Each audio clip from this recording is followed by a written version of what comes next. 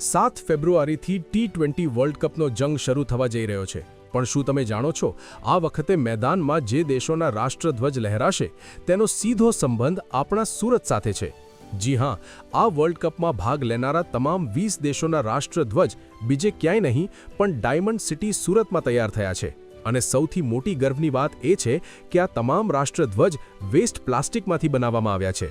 અત્યાર સુધી આ વિશાળ ધ્વજ બનાવવા માટે ભારત વિદેશો પર નિર્ભર રહેતું હતું, પણ હવે સુરતે વિદેશી કંપનીઓને ટક્કર આપી છે। સુરતના ઉદ્યોગકાર પ્રવીણ ગુપ્તાના જણાવ્યા મુજબ સુરત હવે વોકલ ફોર લોકલનું હબ બની ગયું છે। માત્ર રાષ્ટ્રધ્વજ જ નહીં, વર્લ્ડ કપ માટેની ખાસ ટી-શર્ટ અને એક્સેસરીઝ પણ સુરતથી જ જઈ રહી છે, જેના કારણે ટેક્સટાઇલ ઉદ્યોગને કરોડોનો બિઝનેસ મળી રહ્યો છે। તો આ વખતે જ્યારે ટીવી પર તમે તમારા મનપસંદ દેશનો ઝંડો લહેરાતા જુઓ, ત્યારે ગર્વથી કહેજો કે આ મેડ ઇન સુરત છે।